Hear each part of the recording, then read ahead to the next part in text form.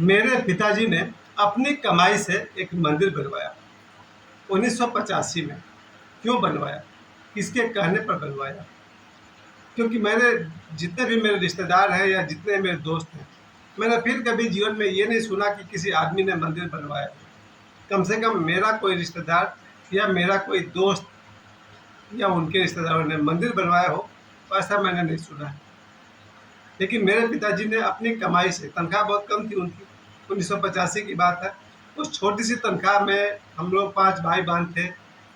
इसके बावजूद उन्होंने अपने पैसे को बचाते बचाते, उनको लगा होगा 10 साल 20 साल लगा होगा, 10-20 साल की बचत को से उन्होंने मंदिर बनवाया।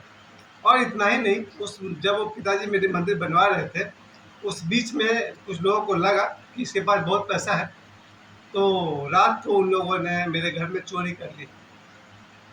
इस घटना को थोड़ा सा और बढ़िया से बताते हैं। जब उन लोगों ने चोरी कर लिया, फिर पिताजी दोबारा वापस आए धनबाद। उन्होंने लोन लिखा, 5,000 रुपया फिर लोन लिया और उससे जाकर उन्होंने मंदिर पूरा किया। यानी पिताजी ने अपने बचत के पैसे तो लगाए ही, लोन लेकर के उस मंदिर को उन्होंने पूरा किया। किसके कहने पर किया, क्यों किया? बिल्कुल कारण में तो मैं ही बैठा हूँ। क्योंकि मेरे पिताजी का नाम स्वर्गीय श्री सुदर्शन पांडे, उनके पिताजी का नाम स्वर्गीय श्री धनुषधारी पांडे, यानी कि मेरे पिताजी के बाबा। उन्हें धनुषधारी पांडे जी को फलाहारी बाबा कहा जाता है, क्योंकि उन्होंने अपने जीवन के अंतिम कई वर्षों तक तपस्या किया, केवल फलाहार किया, यानी कि अन्न नहीं खाते थे, दाल भात रोटी सब नहीं खाते थे, केवल फल खाते थे। फल मतलब जो गांव में मिल गया, अमरूद है, आम है, जामुन है, मिर्ची है, ओल है, यही सब खाते थे। और शायद वो दूध पीते थे। कोई गाय थी उनके पास, एक उनके पास 2 सांप भी था, कोबरा नाग। तो बाबा के पास मेरे तो परदादा थे, मेरे ग्रेट ग्रैंडफादर।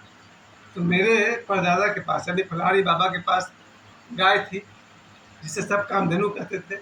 2 सांप था, सांप यानी कोबरा।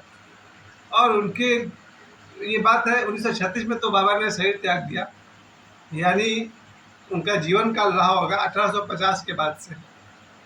तो मेरे बाबा, मैं बार बार अपना बाबा ही कहूँगा फलाहारी बाबा को, बाबा ने 1936 में देह त्याग कर दिया। इधर 1973 में मेरा जन्म होने वाला था। तो मेरे जन्म के समय में मेरी माँ को मेरे परदादा ने बताया, फलाहारी बाबा ने बताया कि तुम्हारे यहाँ एक बेटा होगा जो जटा होगा उसका जटा मेरे समाधि के पास उतार देना। अब सोचिए, जब मेरे मेरे फलाहारी बाबा 1936 में शरीर त्याग कर दिए, तो फिर 1973 में उन्होंने मेरी माँ से कैसे कहा होगा? क्या सपने में कहा? नहीं, सपने में नहीं कहा था। ये है ओकल्ट साइंस और ये है एजोटेरिक बातें। ये बड़ा विज्ञान इसको कहते हैं, ओकल्ट साइंस कहते हैं। उससे बहुत सारे विधि से कोई भी देवता अपनी बात कह सकते हैं। खैर, ये एक लंबा विज्ञान हो जाएगा और पर्सनली ही बात की जा सकती है। तो फलाहारी बाबा ने मेरी माता जी को कहा कि जो बेटा होगा वो इतना इतना तारीख को होगा, ऐसी ऐसी तिथि में होगा। और भी एक दो उन्होंने भविष्यवाणी की थी जो पूरी हुई। मेरी एक बहन के बारे में उन्होंने कुछ कहा था, फिर मेरे बारे में कहा था कि एक जटाधारी बच्चे का जन्म होगा जिसका जटा होगा। और फिर मेरा जन्म हुआ, और जब मेरा जन्म हुआ तो मेरे सिर पर बहुत सारे जटाएं थी। तो मेरे माता पिता ने समझा कि शायद ये पिछले जन्म में कोई साधु रहा होगा। और एक बात तो मैं अपने बारे में कह सकता हूँ कि शायद 5 साल की उम्र से लेकर के अब तक मेरी खोज हमेशा राम राम ही रही। मैंने हमेशा भगवान राम या जो भी सनातन धर्म या फिर इसी तरह की बातों में मैं पूरा जीवन लगा रहा हूँ, आज तक हूँ, आगे भी वही सत्य की मार्ग ही खोज रहा हूँ। तो मेरे फलाहारी बाबा का जहाँ पर उनका समाधि बनाया गया, तो समाधि के नाम पर एक चबूतरा था और उसके बगल में राजदेव बाबा की समाधि, वो भी छोटा सा बना हुआ था। तो मेरी माँ जब भी वहाँ जाती थी तो देखती थी समाधि पर, मेरी माँ अपने आंचल से साफ करती थी, जल चढ़ाती थी। क्योंकि आज भी फलाहारी बाबा के समाधि पर लोग प्रतिदिन सैकड़ों लोग जल चढ़ाते हैं। तो मेरी माँ जब आती थी तो अपने आंचल से उनके समाधि को साफ करती थी। और खुला आकाश में था तो उसको लगता था कोई गाय या कोई कुत्ता, कोई जानवर हो सकता है उसको गंदा कहता होगा, क्योंकि लोग उस पर कुछ चढ़ाएंगे, गुड़ चढ़ा देंगे तो कोई भी जानवर आएगा तो चाट कर खाएगा। तो मेरी माँ को लगता था कि नहीं नहीं, इसका खुला रहना अच्छा नहीं लग रहा, तब मेरी माँ ने मेरे पिताजी को कहा कि इसके ऊपर एक मंदिर बनवाइए। सोचिए, मंदिर बनाने के लिए उस ज़माने में भी 5,000 10,000 रुपया तो चाहिए।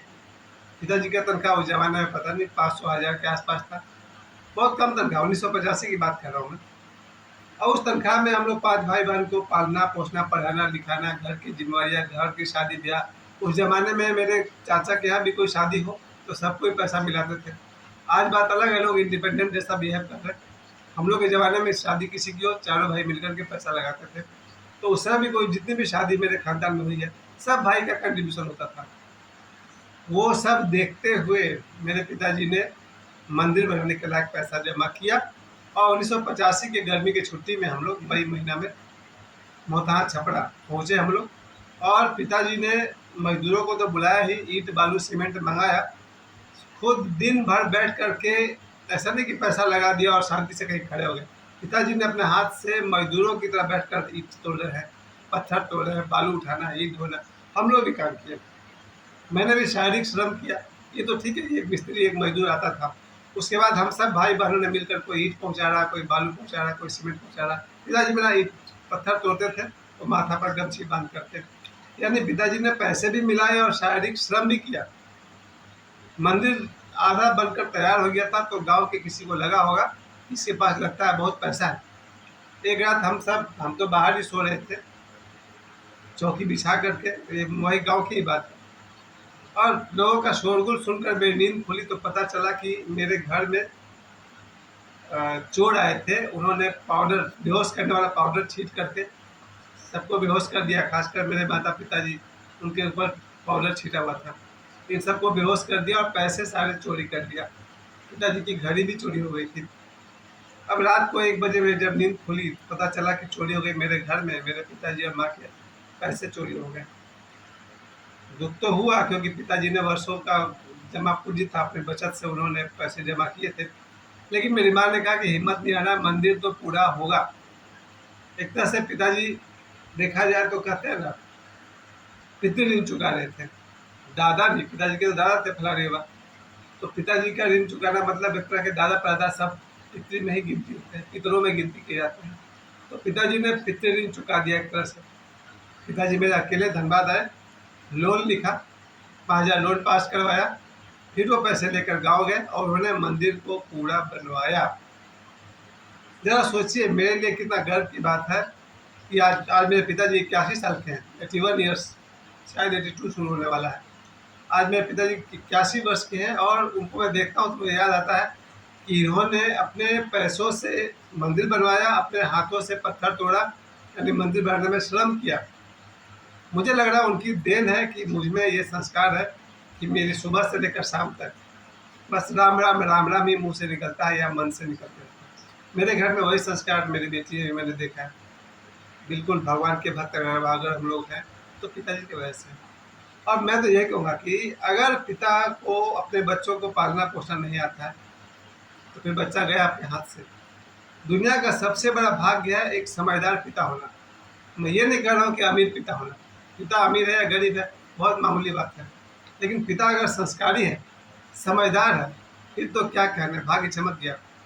और जरा सोचिए ऐसा ही पिता होता हो जो दारू पी कर आता हो, गाली गलौज करता हो, जुआ खेलता हो और भी 2-4 गलत काम करता हो, तो ऐसा बाप मिल जाए फिर क्या होगा? फिर तो प्रहलाद वाली हालत हो जाएगी।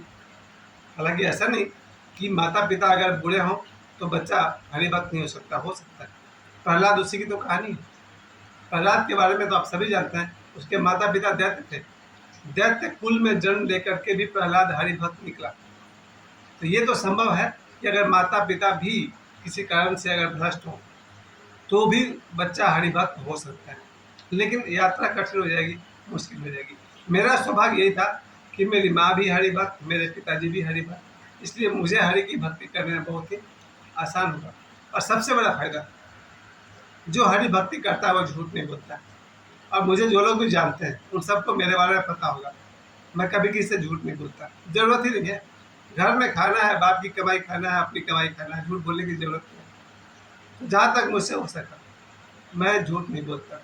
इसके अलावा बहुत सारी बातें हैं जो मुझे मेरे माता पिता से मिली। सबसे बड़ी बात कि मेरे फलारी बाबा जिनकी मैं बात कर रहा हूँ, आज उनकी समाधि पर मेला लगता है, इस बार सावन में ही मेला लगा था, लोग वहाँ पर जल चाहते हैं। फलाने बाबा के मंदिर बनाकर पिताजी ने तो पितृ से मुक्ति पा ली।